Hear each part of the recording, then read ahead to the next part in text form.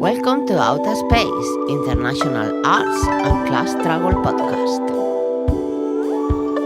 In this week's show, Theatre and the Class Struggle, an interview with Townsend Productions. In the space station, with Paul Paranoid, we review Daredevil Rise to Jamara. In the engine room with Jonas Langer, we have music from Neil Gore, Lancashire Lads.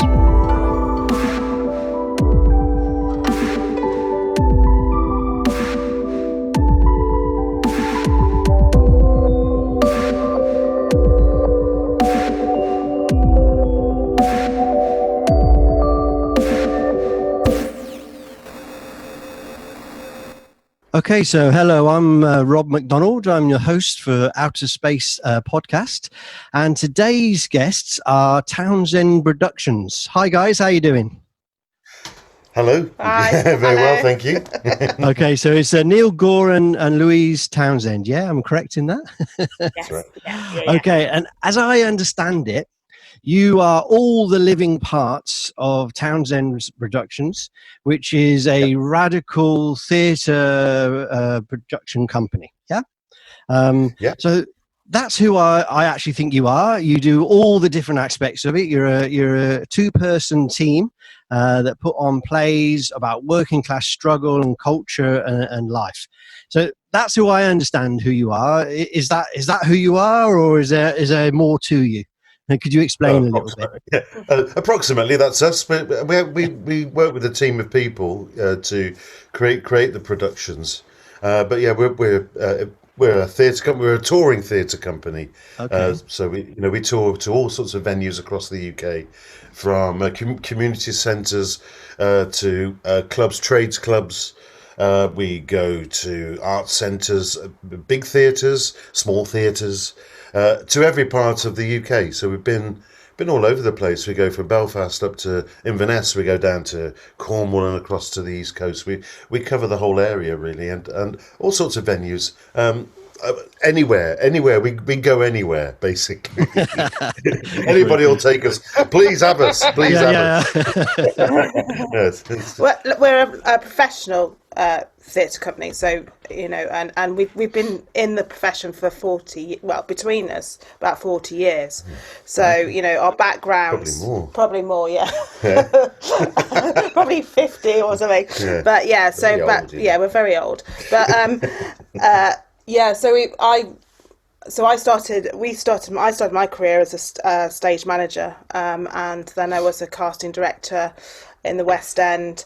I became a teacher while the children were young, and then we decided to set up this theatre Set up our own company. Yeah, and you've been an actor, again, all over in rep and all different rep, community theatre and all sorts. So go back years and years. Having said, I set up a theatre company out of university years ago, called Metro Theatre Company from Sheffield, and we toured. We did some new plays and we toured those for about 8 years. So that was my learning space really. That's where I learned the trade, and then went on from there to. So you've been doing Townsend Productions for about 10 years? Am I correct with that? Nearly, it's 10 years next year, which is quite incredible, really. I can't quite believe it. Yeah, life moves very fast. So you do everything between the two of you. Obviously, you work with outside people as well. Yes. What's the division of labour? Yeah, well, I do. I produce and direct the shows, and Neil writes and acts, and he co-produces as well. So he does all the writing aspects of it. So any sort of the writing of the plays, but also the writing of media, media and copy and all that kind of thing. I get the venues and talk to the press and create media packs and do the tech and publicity and do all that. Social media. Posting the posters out to the venues and sending out the leaflets, all the donkey work as well that's involved with day-to-day running of the company. Yeah, we do the lot. Which I think is good. I tend to have this. Yeah. Sorry. Well, you're a unit. You're a team. Yeah. Yeah. I sort of manage. I sort of schedule it. I know when things are gonna need to happen, if you know what I mean. And then I just tell him, well, And off we go. Well, in the introduction, I mentioned that you're a radical theatre company. You did working class political material. Yeah. Do you want to give the listeners, some will know you obviously because you're well known, but give us an idea of some of the material that you've been working on in the last period and what you're working on now. Okay, so recently we've put out a film of archive material of We Are the Lions, Mr. Manager, which is the story of Joe Bendesai, the inspirational leader of the Grunwick Film Processing Factory strike of 1976-78. So that's been out. A podcast of Daredevil Rides to Jarama, which is about the daring speedway star and Wall of Death motorcycle rider Clem Beckett, who joined the International Brigade to fight with the Spanish people to defend freedom and democracy against Franco's rising fascist armies. That's out on the 21st of September, plus we're doing a CD. And then we're doing a film... the CDs of the songs, the CDs of the songs of the show. Yeah. And then The Work of Giants is a short film about the shipbuilding workers, the state of the industry and the impact on the communities of industrial change and closure, which will form part of our new live theatre production next year, which is going to tour autumn 2021 and spring 2022, which is called Yes UCS. Yeah, but that's brilliant because that has been funded by Manchester University. Okay. Which it's a fairly new association. It is, yeah. Ben Harker came to see actually Daredevil Rise to Jarama, and really loved it. And then came to me and said, "Oh, he's writing a book, isn't he?" On his book is about the history of the British Communist Party, so the Communist Party of Great Britain, and his book is particularly about the cultural impact that the CPGB had, which obviously it was huge. I mean, they were back in the day, 20s, 30s, in the early days of the movement. They were obviously very well organised, but they had a massive impact on the cultural landscape of this country. Yes. Going forward, with those largely unknown, probably largely unknown by people. So yes, exactly. He's doing that work, and you're doing the shipbuilding workers' stories around that, or around his project, or as a spin-off. Well, our actual show next year is about the UCS working, the Upper Clyde Shipbuilders working of 71, okay. And that complements his work on to an extent on his on the CPGB and their impact on culture. Well, it's interesting. I mean, it's interesting because all three. I'm just looking at those three that you've just said. Not the younger listeners probably won't know much about the Grundig. The Grunwick, strikes, obviously maybe more people would know about the Spanish Civil War, but also the shipbuilders and the huge amount of work that was done there, and also the powerful trade unions that were around them at the time. So when I look at those three shows that you're doing right now, they're quite focused on a political sort of not platform, but you're very political with your theatre. Now all things are political, and all theatre is political, I would argue. But yours is specific. So I'm kind of interested in why do you go for those kind of projects? I think it's for me it's about being direct. I think we're being direct about our political thought. But it also has historical context, so you can relate history to now. And when we first started, we started with the Ragged Trouser Philanthropists. And what was so amazing about that book and about the story, which we're in rehearsal with at the moment, is that you can relate those stories to now. It hasn't actually changed at all. Just relevant, aren't they now? Yeah, and so when we went to create new story, well, we didn't create new stories. When we wanted to create new plays, we wanted to make history. People understand, have that connection with history. My background is BA honours in history, so I love that. I love that, what history tells us, but I like being direct about things as well. I think that's really important. I think you can say things are political, and I think everything is political, but we're actually kind of going we're actually saying it. Yeah, you're being upfront. You're not trying to be You're not trying to cleverly slip the politics in. You're saying this is political. No. This is a story you got to hear. Is that Yeah, and they're important stories that are forgotten. They're like you say. People haven't probably not heard of Grumwicks, but it was a major watershed moment in the history of this country. When you consider what happened at Grumwick, we're still feeling the after effects of that now. The compromises that the trade union movement had to make then have steadily seen the decrease in their effectiveness over 3 or 4 decades since. And it was also the beginning of the rise of Thatcher. You think Thatcher started in 79? No, she started in the mid-70s, and her alliance with groups like the National Association for Freedom, who were instrumental in creating the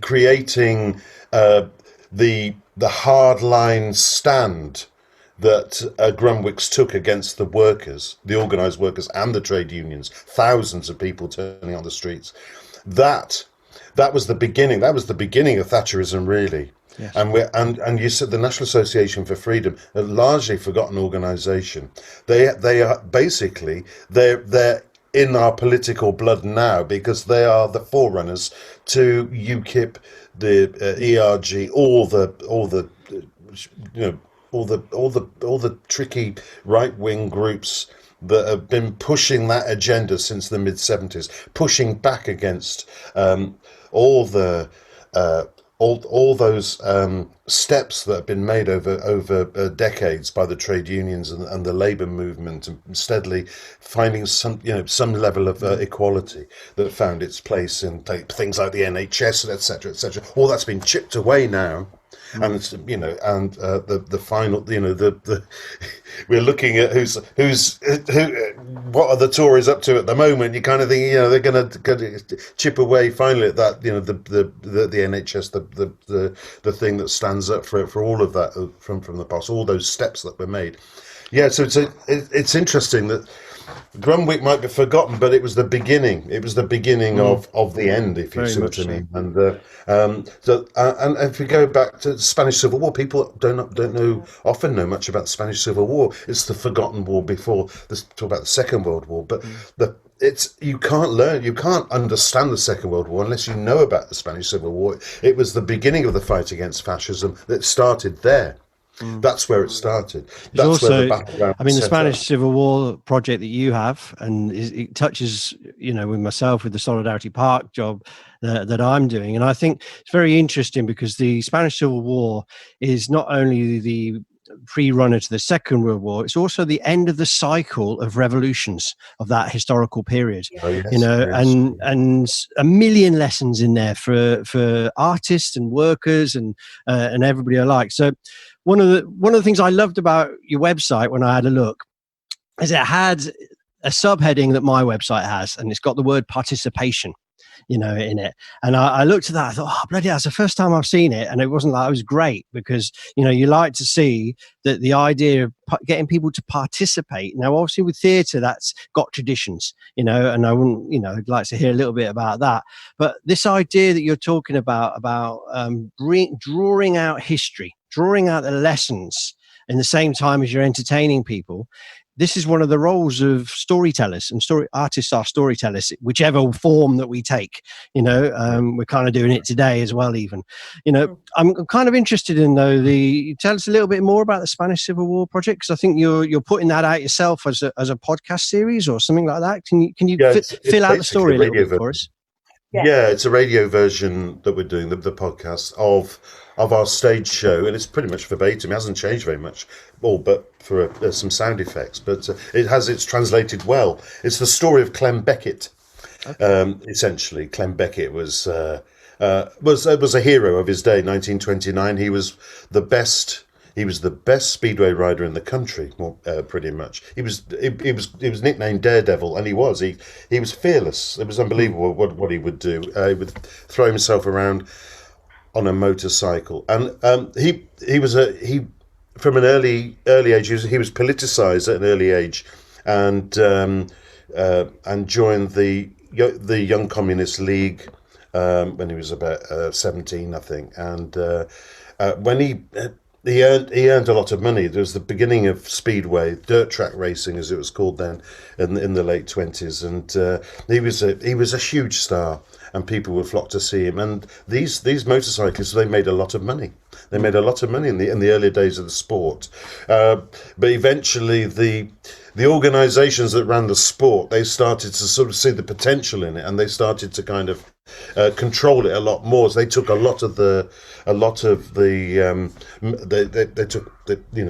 took a lion's share of the income of the sport. They took away the rights of riders. They controlled the sport. They controlled young riders in particular, and put young riders' lives at risk. Clem Beckett felt at that stage, so he formed his own dirt track riders union to fight back, to get more rights for young riders, improve safety in the sport, to make sure these young riders weren't effectively killed for the thrill of the crowd.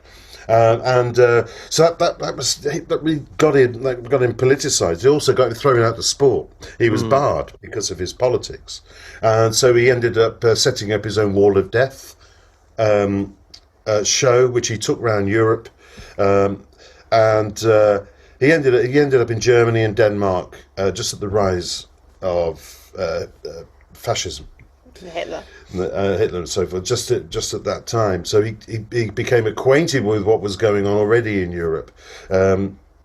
He set up his own motorbike business in Manchester then, and by 1936 he was a very active member of the British Workers' Sports Association, which federation, which looked after sport for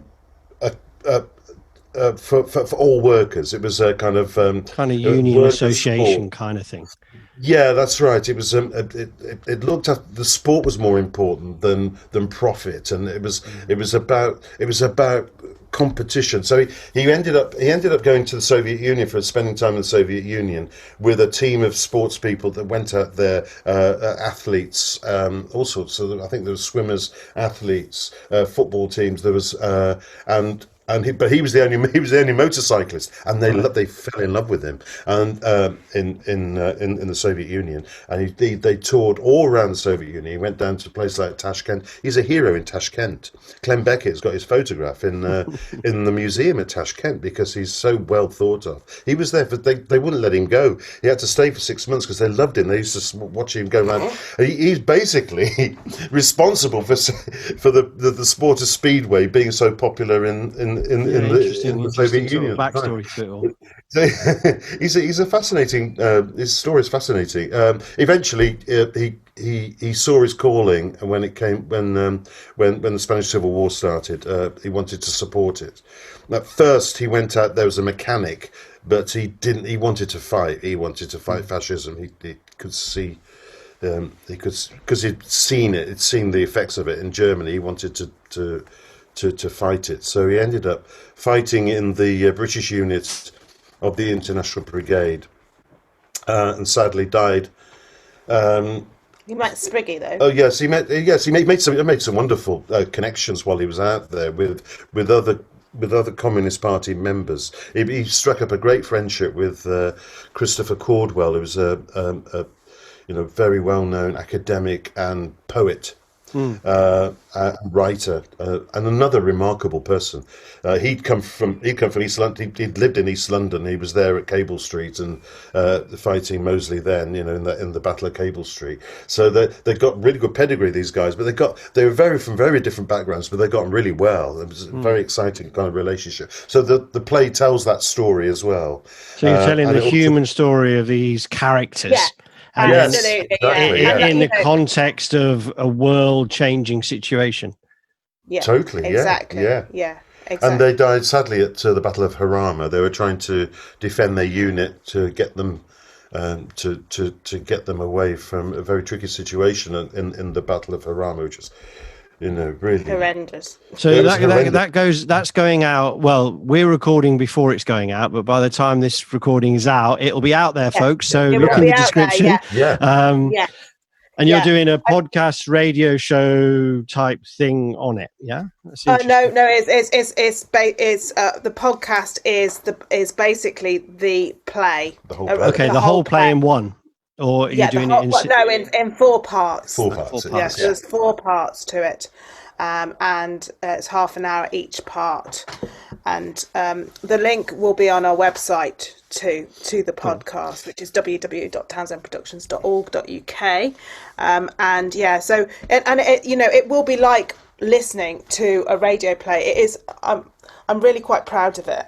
Cool. I'm really good. Well, because I didn't see it. I'm really because I've been following. I followed you, but I'm not in the same country, and I didn't get to see the play when it was running. And I was thinking, okay, this is touching on my project. I want to link with these people. So I've been watching for a while what you've been up to. So I'm quite excited because I've done many art forms. I'm only just getting into podcasts now, but I used to love radio podcasty type things. So I'm sure it's going to be great. But the question is though, why do you? What is it makes you tick? Why do you want to do these politics things? Is it just to tell the historical story, or is it what's the passion that's rumbling in you two? Where does that come from? I know where mine comes from. Mine comes from being, I suppose, as I told you, I was in education for a little bit, and mine came from. I think I only came, I suppose, really politically minded from being in education. That sounds a bit odd, but because before that, when I was working in theatre, I was fortunate to start at the New Victoria Theatre in Stoke-on-Trent, which actually Danny, who's done all the sort of radio producing on this, that's how I met her, Daniel Beattie, and when I worked there, I was a stage manager. I was only young. But I was under Peter Cheeseman, who was a fantastic director. But I never. He ran his theatre. He was a massive socialist, and he ran his theatre. The cleaners were just as important as the stage manager. I could go into Peter's office. I could go and have a chat. The directors were always around. It was the actors, everyone was equal. So I thought that was normal. Yeah, you didn't work in the normal. That was an absolute normal thing. I was only 23, and that was my first place of work, and I just thought that was normal. And so when I went to the Belgrave Theatre in Coventry, I was like, they started talking about management, and I hadn't ever heard that word. I was like, what the hell is that? I don't understand. And everyone was unionised because Beck 2 were there and Equity were there. And I knew about Equity, obviously. I was part of Equity, and Peter always said you need to be part of that. But there was Beck 2 and Equity. The theatre union for people who are not so sure. And Beck 2 was the stage, like a technical side of it. And because I was in the stage management department, they were like, oh yeah, you need to go and see management. And then they were talking about, heads of departments, and I was like, and I didn't even know about that either. Yeah. I had no idea about heads of department, and obviously it was a massive building, but it was kind of weird.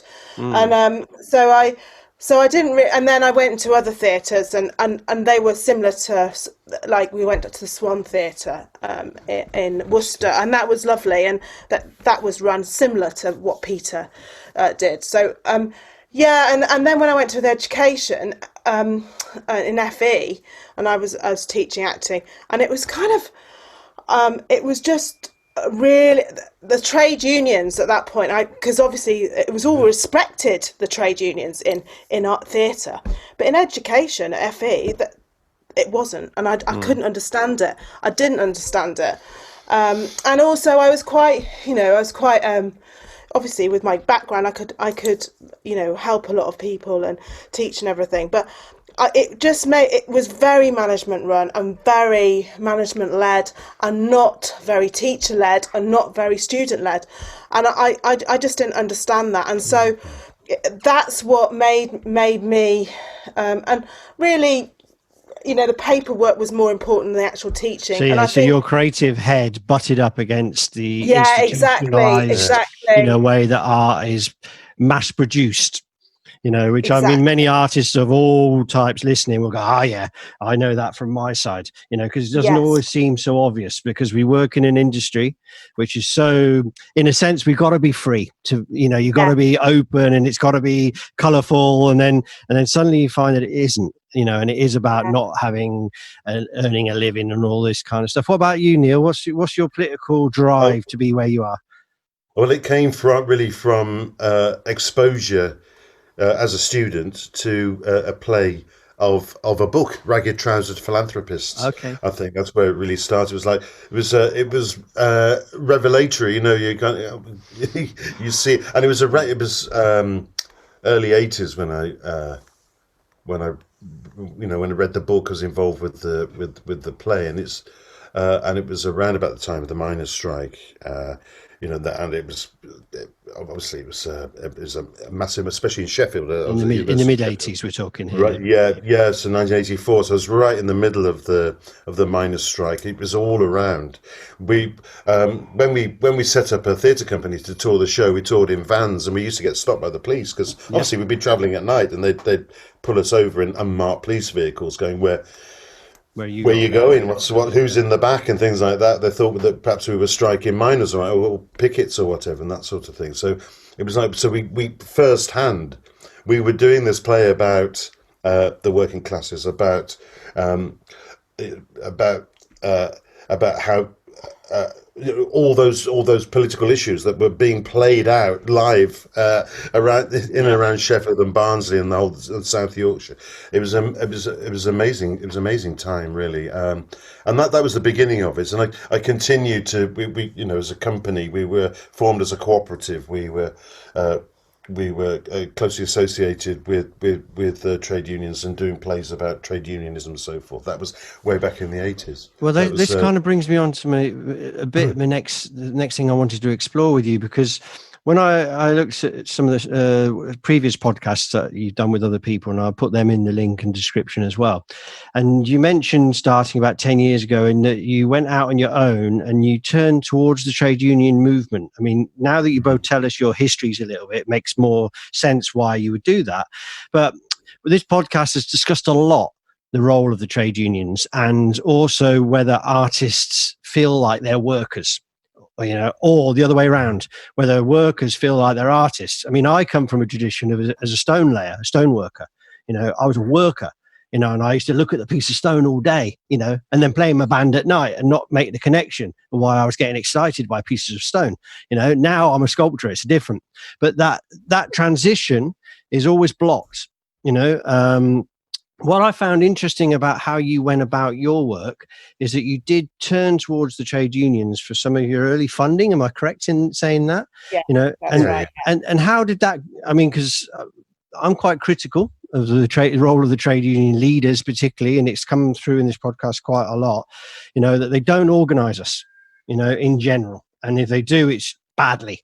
And they certainly don't organise They only organise the likes of yourself and maybe me, who are making a living out of our art, maybe, But I found it interesting that you turned towards trade unions for your first funding, and you turn towards them regularly. How does that work? How does that relationship work? Well, basically, I suppose we do shows that do have a trade union theme. So it's their history, it's their history, so mainly, and so really for them, we're part of their education. So so long as we're relevant to them, I think they'll fully support it. They're and it's different. Obviously, from each union operates in a very different way. So you have a very different way of approaching them.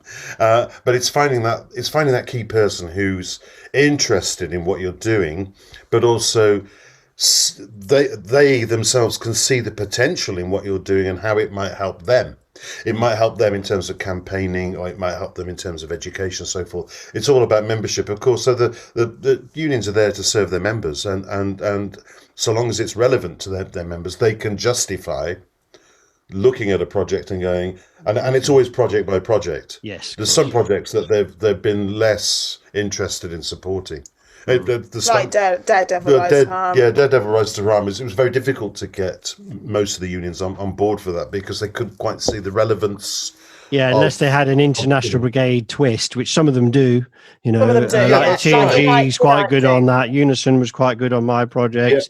RMT particularly are quite, they're quite supportive of those things. Absolutely. I mean, that's very interesting in terms of a funding direction and a linking up, which is obviously very important. And like you say, education. The other side of my question is whether trade unions, on a political sense, do much for artists. What's your sort of grasp on that and an opinion? Well, we tried to. I suppose the GFTU did try to help. We tried to put on a festival, which we did, a small festival with the trade unions, with the GFTU. The GFTU is the General Federation of Trade Unions, so it's an organisation that looks after lots of unions, quite often small unions. So Doug Nichols, who's the General Secretary of the GFTU, was very keen to help, promote artists, all types of artists with trade unions to get that relationship going. However, we did it, and people did come. There wasn't a massive turnout, and I mean, we got a good turnout, but not the actual leaders didn't come. If I'm honest, the general secretaries didn't come and things like that.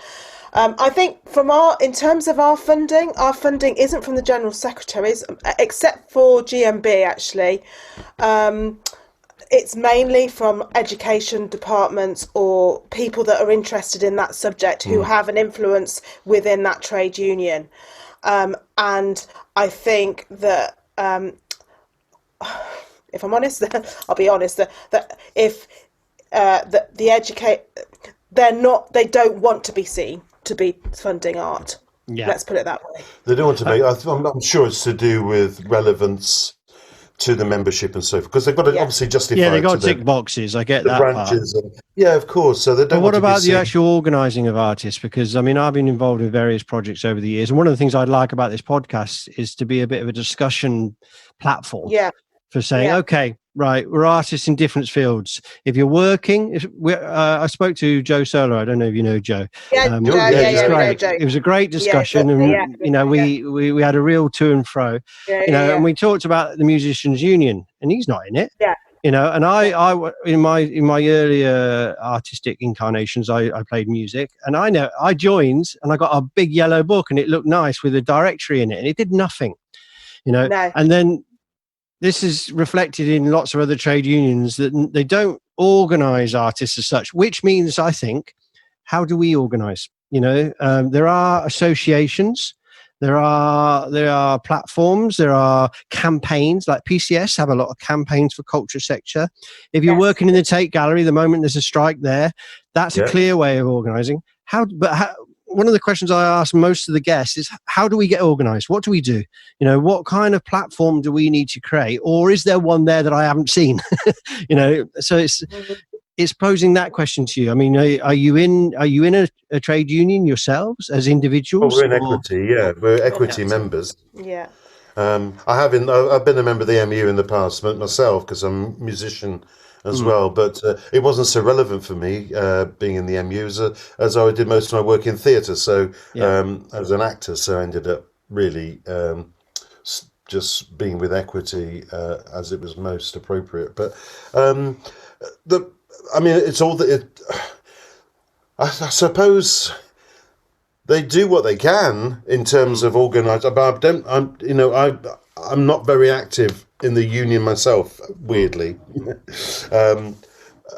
I just haven't. I've not been a very kind of active campaigner or whatever. I mean, I've supported any campaigns that Equity have had, but personally, I've not been very active myself. I think you're right, because if you look back in history, and you look at the class, like if you look at all our shows, and you look at all the strikes we've kind of produced, and it's all come from the people, and actually it's the workers, it's the rank and file, it's the rank and file. There's always been that. But I think because of our because we're, I don't know whether the community has been lost or I don't know the connection. I mean, everyone seemed to rally round each other and help each other more. In the past. Yeah, I do feel like that, absolutely. And I think, especially with Ben's story, I mean, everyone, came to help them. Everyone supported, from the miners, everyone came to help them support. I don't feel we've got that, and I don't know what. Maybe we're just. I don't know. There's always been that kind of friction between the trade union leadership and also the rank and file, the shop stewards on the shop floor, seeing directly what's going on. There's always been that kind of friction. The trade union leadership wanting to kind of have a control and. Leading those negotiations and not always those negotiations going the way that the rank and file or the shop stewards see as right. So there's always that friction there. But I think in terms of artists, I'm not sure whether because there's been such a lack of funding. I personally feel that we've not been funded for a long time. Very, very well. I don't know. There might be because it's an element of competition. I'm not sure. It feels like people. Well, I think it's quite interesting because some of the stuff you were doing from the 70s, and I think one of the things is the neoliberalist project that's been going on for the last 3 or 4 decades has decimated many communities, and it was set up to bring down the trade union power. But what came with that was communities, and as you mentioned, the miners' strike, communities were smashed. So we're left with this. We're looking across this barren landscape. Of what used to be, but we see the green shoots of what's coming. And I see the work that you're doing as part of reminding of what the green shoots were. But the question really comes to my mind is, okay, the trade union leaders, they're always going to be a bit lost to a certain degree. But, what do we need? Do we need to all join our trade union relevant to our trade and change those trade unions? Or do we need to build something that's a bit broader? I'm for the mind that there needs to be some sort of artist organisations, because you talk about the 70s and there was more collectives then, I believe. There was. Exactly. There used to be more left-wing bookshops, and there was a cultural surrounding of the movement. What I think is going on now, the movement is rebuilding. The struggles are everywhere. We look across the world, things are exploding, not always clearly left or right.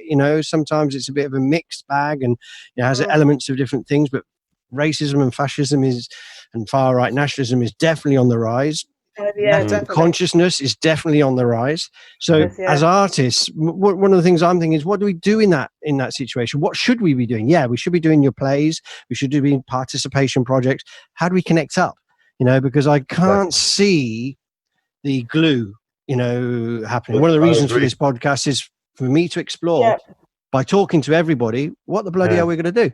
I agree. There's difficulty. The kind of debates are very disparate now. There's a very wide range of debates. You've got the environmental debate. You've got it's not as clear cut as it was 30, 40 years ago with with very definite working class communities versus those in power. Ultimately that still exists, but because they've been very good at breaking down, as you say, breaking down all those industries, all those communities, the kind of arts reflect that, I think. And like you say, I agree with you that there's none. Those community theatre companies, those companies connected with the politics of the left, the politics of the working class, it's gone. I found that very interesting in one of your other podcasts. You were talking about community theatre. Yeah. I mean, that seems like it goes down to that participation thing that you brought up right very early on. Participation's absolutely key. I think it's the type of work that artists do. I think that's the key. It's not education in that kind of patronising way. It's about participation, getting people in, linking, connecting, building culture and community. See the potential, the possibilities that you as an artist, or you as a group of artists, or you as just a group of people in a community. Yeah, I think it's interesting. I don't think we talk about art movements anymore in the same way. It's not because we're all postmoderns. It's not because of that. I use all different types of movements, historical movements. I think very much we're in a stage where participation is a broader word, but we're at this point where we actually have to make connections with what art actually is, not what it isn't. That it actually is everything in being human is creative. And then all we're doing is we're writing books about it. We're forming it, but we're just playing with raw material, and it's almost like we're back to base one again. I don't know. It's interesting. I think it is interesting. I mean, I think with what's different, I suppose in a way, our work is very audience led, and that's really important to me. So when I'm actually directing something, I am doing it from the audience point of view, and I learnt that from Peter, if I'm honest, Peter Cheeseman. He was very audience led, and I think quite a lot of artists, or not everyone artists, but some artists aren't audience led. They do art for themselves, and I think and that has been a very key sort of it's been a through line for a long time. Now recently the Arts Council have changed their strategy, and that strategy has now become participation and audience led, and that will change the art that people are making. We're hoping that it becomes very much community led and very much being entrenched. And also with the COVID situation, I think artists are being encouraged to be much more local community led and take work to people. I mean, this is nothing new to us. No, we've been doing. This is what we've been doing for a long, long time. So actually, when that strategy came out, we're like, oh well, that's what we've been doing. I did see that actually. I had an eye on it, and I think, oh, interesting. Yeah. There's some interesting projects that have spun from that. Yeah. Already. And I think, it's so something that we're possibly thinking about because of is maybe in the outdoor situation we actually go to the elderly and go to the the homes and things like that, so that they don't with the COVID situation they don't feel isolated from that, because not everyone's on the internet and etc. Yeah, it's an interesting. There's a whole load of directions we could go. There's two that you mentioned. Maybe we'll talk about next time. One was one is about the internet. And I'm purposely not going into those things yet because they're still evolving. We're actually doing it right now. This is my version of it, But we'll come back and we'll talk about that, because I think I heard in one of your other podcasts, I think it was you, Neil, talked about, well, there is television for recorded stuff, and theatres live. And I'm interested to see how you evolve on that question, and we'll come back to it on it as well. And the other side is, we didn't touch on it much today, only a little bit. It was on the question of funding, because obviously there's massive cuts in funding, but there's also how that funding's run in Britain. We're talking about here. Yeah. So those are two subjects I'd like to put in your heads, that maybe we'll come back to later on and discuss, because I think we've covered a lot of ground. And I think it's probably quite a nice place to sort of draw the line under it, and wish you well, really, on your radio podcast mini series. It'll be in the descriptions below, and I'll be sharing it on our podcast media, and I'm personally really looking forward to it. So thanks for coming on the show, and let's keep in contact, eh? Yeah, brilliant. Thank you. Thanks okay, now. Take care. Bye. Bye. Bye.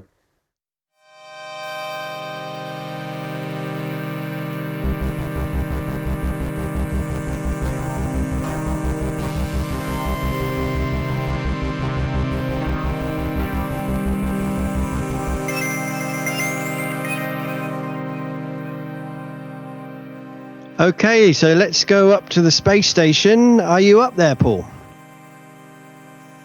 Hi, Rob. I'm up here in the space station. Cool, man. How you doing? You good?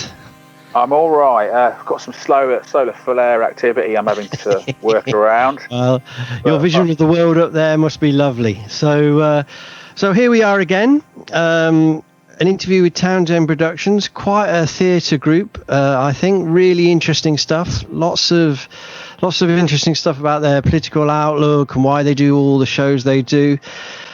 What I think was really interesting was this podcast that they've put together. We've downloaded it. We've both had a listen. What do you reckon?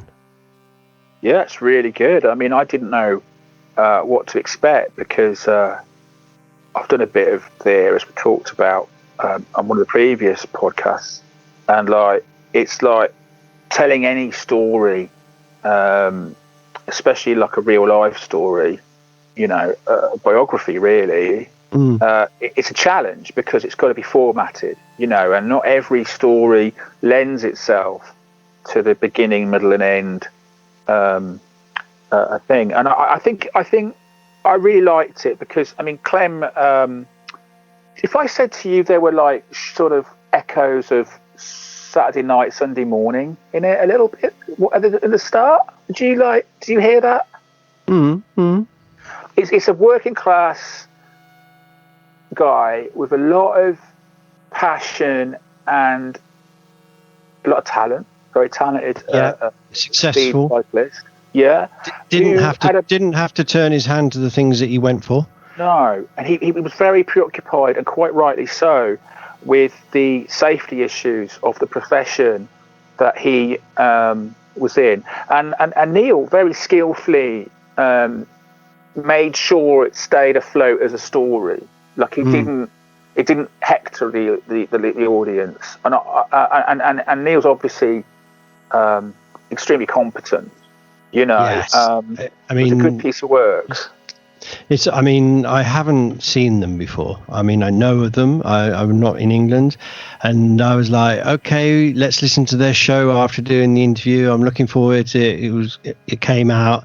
I was like, woo, it's actually really good.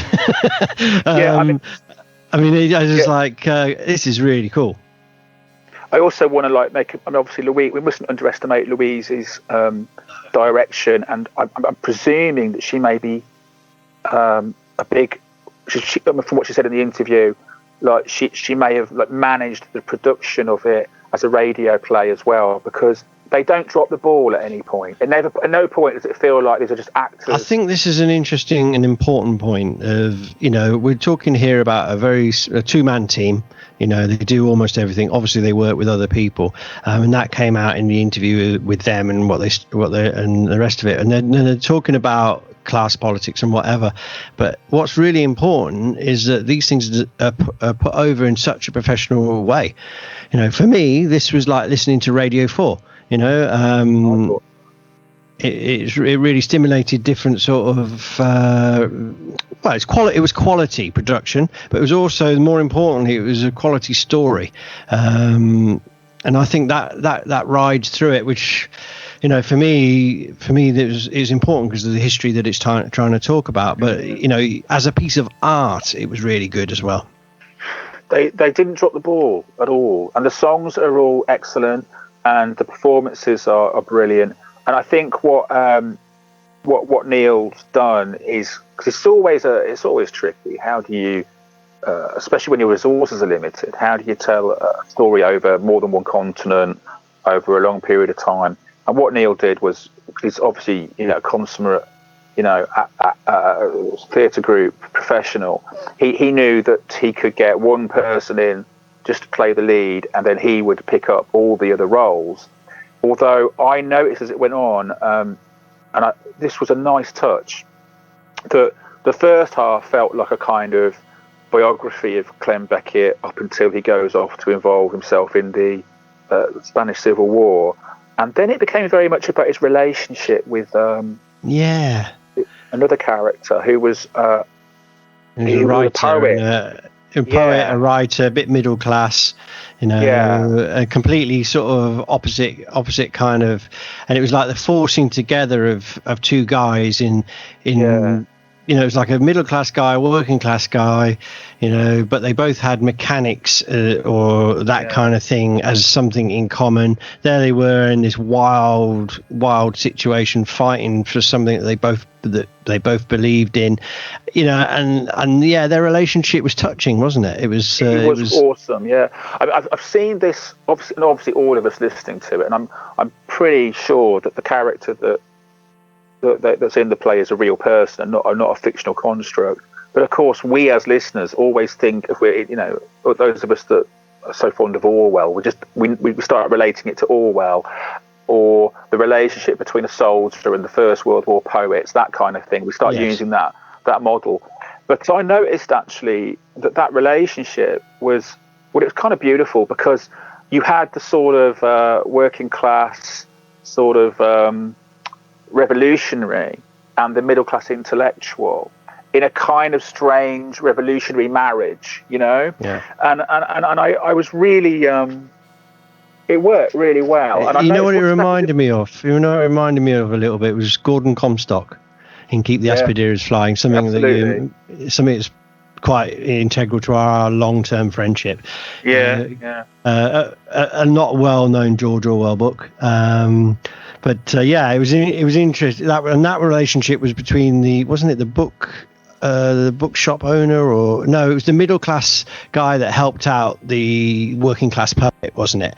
So it was a different relationship, but it was of a similar thing. So there's an interesting because there is a struggle, and it's a struggle for fairness. There's always this potential of conflict between the working class sort of factory floor worker and the sort of softer skin. There's even a point when Clem remarks on how clean his hands are. The other guy, the poet's hands are, and basically that I really noticed that, and I think it was there for a reason, and yet this play makes a kind of a really touching sort of case for the breaking that divide down, and them learning to trust each other, and and having an affection for each other, and of course I don't want to spoil the ending for people, but it's it's not a love affair at all. It's a bonding affair between people of two different, slightly different classes, but also in a revolutionary sort of socialist struggle together in a foreign country, because it's just touching on that. That was one of many actually different underlying stories going on through the play, because the Spanish Civil War, not everybody knows enough about it that they should, so it was just good for that.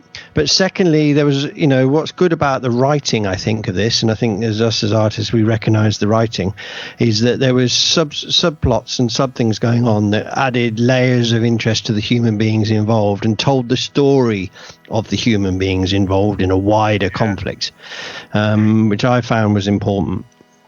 by the time it was over, I really wanted to know more, and I felt I'd really been there. I know that's silly, but it worked. That's its job, isn't it? But like, I felt like I'd been on this journey with both the characters, you know.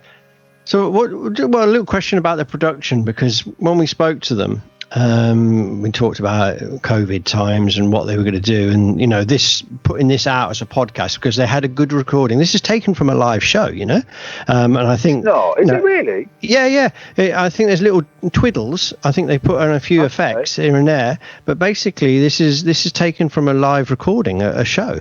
It's dedicated. I assume it's a dedicated. No, I don't think they've gone into a studio. I think they had a very good recording of the show, and that was the basis, and I think they got somebody to come in and help them, you know, put it together. I think it's all, when you listen to the titles at the end, they say all the people are involved, so we apologise for not mentioning them right now. Yeah. But that was what it was. So this was a production put over together like that, so that impressed me, because I was a little bit worried, thinking, okay, they've got a good recording, but it doesn't necessarily make a good Radio 4 sounding, you know, story time telling thing, but it came over great like that, and the actual quality is top.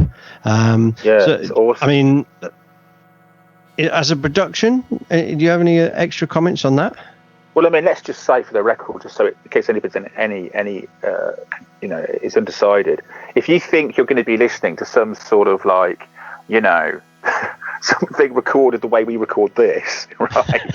I've got a decent mic, ladies and gentlemen. You can tell the difference. Paul's been a singer for 20 years and can't find his mic. What it is, right, is basically like. No, this is, if you were like listening to Radio 4 on a Saturday afternoon when they do like their sort of hour and a half, 2 hour play, it's that easily comparable with that. If you walked past somebody listening to this, you wouldn't be thinking you were listening to some kind of like amateur production. This is a fully fledged professional production with original music, fantastic songs, and great performances. That's something to flag up, really, that it's a bit of a musical as well. And when we finished, we're going to play the Lancashire lads tune that was in the show. So yeah, it was a musical, as you know, had some great songs, and they're written, you know, all by Neil as well and performed by him. So I think, you know, hats off to them. I mean, did you see? Sorry, go on. This is a highly polished professional production, no doubt about it. On an important political subject. Is there any underlying things that it said to you? I thought basically the one thing I wanted to talk to you about, because this is your area, it seemed to me, and tell me if my instincts are right here, that what Neil was doing is he was making, apart from the stuff about the relationship between the two characters, which I think it ended up being the body and the heart of the show, but structurally he wanted to make an allusion to the how the unionism at the start of the story, when Clem was trying to get workers' rights secured for him and his peers, that somehow felt like it was a counterbalance to then him going to fight in the Spanish Civil War. And it felt like Neil was sort of saying that it's the same. I mean, we don't think of, like, you know, we think that, like, fighting for workers' rights, fighting against, you know, oppressive capitalism, which does exist, let's not pretend it doesn't, you know, where people are exploited for the capitalist system. We don't think of that as war, and we don't think of the Spanish Civil War, which of course, I mean, military conflict, of course, devastating and dreadful. But what if the underlying impulse is the same? And I thought that's what Neil was saying. He was saying they're both wars, man. You know what I mean? Yeah, I think you're bang on, Paul. And I mean, I've got a close connection to. Obviously, I live in the Spanish state. I live in Catalonia. It's the Spanish Civil War is a massive thing. It's still not dealt with properly here. You know, it's still a hot political issue here. You know, it's still there's still headline news on Franco being taken out of his grave, and the mass graves that still haven't been recovered. You know, and all this kind of thing. And of course, I've got a big project, Solidarity Park, which is dealing with the international brigades as well.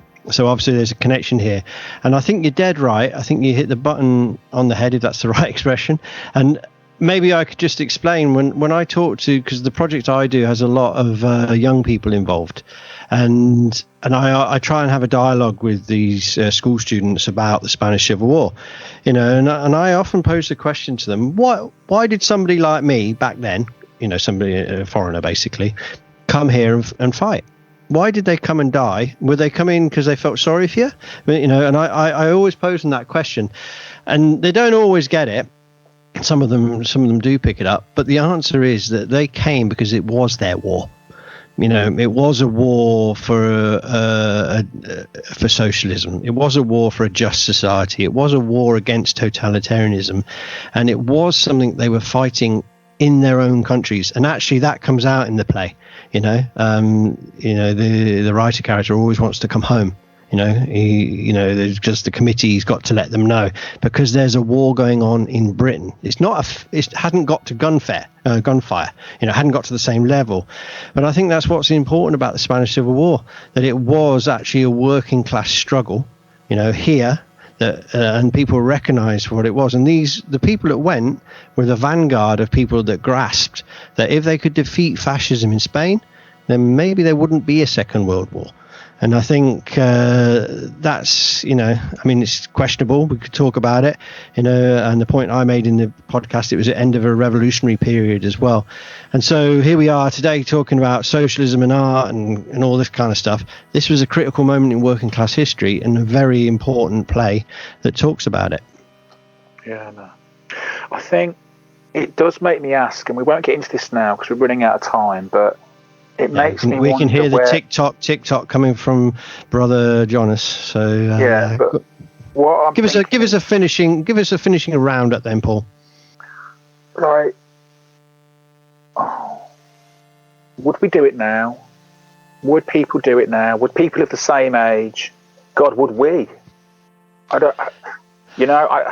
That's what this play made me ask myself, and I think, you know what? I bet that's what Neil's after. Yeah. What's your answer? You going? I have. Man, this is. As a young man, I was on that night. I was on that train. I was on that boat. Definitely, because when I first learned about the Spanish Civil War, I was like 16, 17, and I thought, wow, because everybody hates war. War is just nasty and wrong, right. But if there's gonna be one, then it's going to be one that's fighting for what you believe in. And often wars in the era that we've been in, that we grew up in, there were shitty wars that you wouldn't support either side with, and therefore having a war that you felt that you could fight for. Actually, I think I would have gone. I don't know, at the age of 50, with me needing my reading glasses, I'd be much fucking cop now. But if they needed some stone laying, I suppose, for a barricade, I could probably do that. But yeah, I think you're right. Would we have gone? I think that question is what Neil has left us with. Good for him. Yes, well done, guys. Well done, Townsend Productions. And we'll see you all again soon. Okay, Paul, we'll catch you later, yeah? Yeah, see you later, man. Bye now.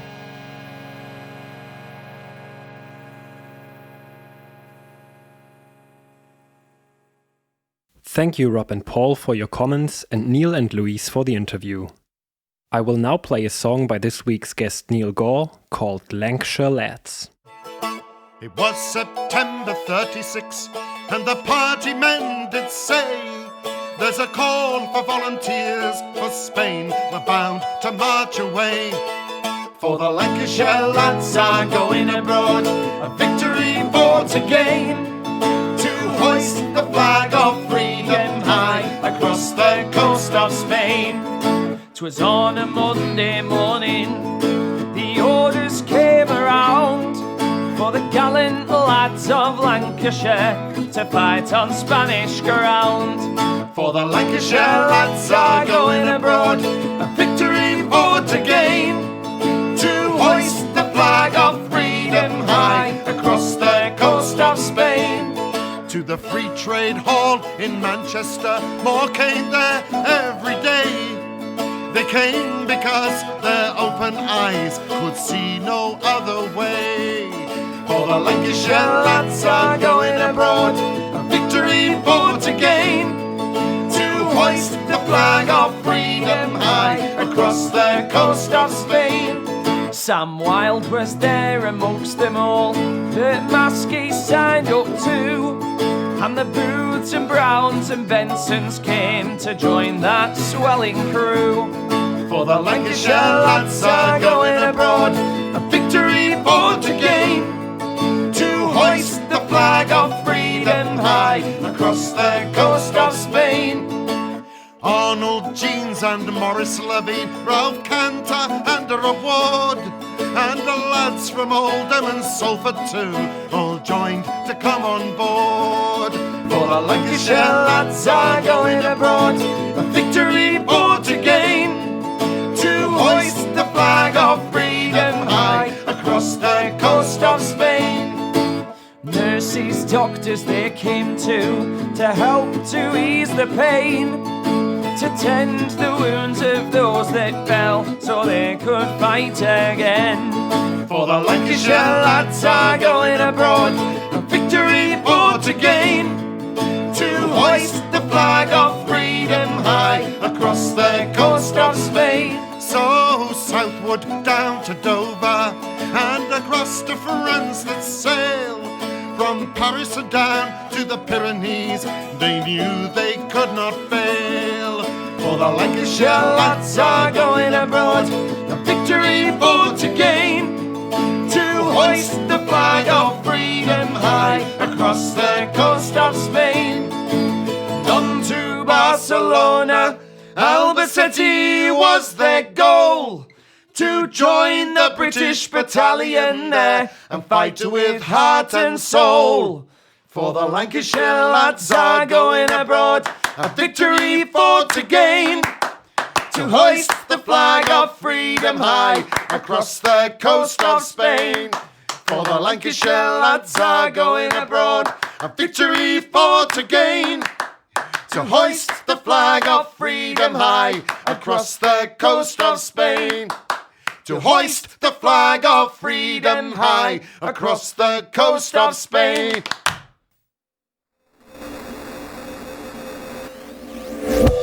We hope you enjoyed the show. If you have something to say to us, then join our Facebook group or contact us at outa-space.com. That's outa-space.com. See you soon!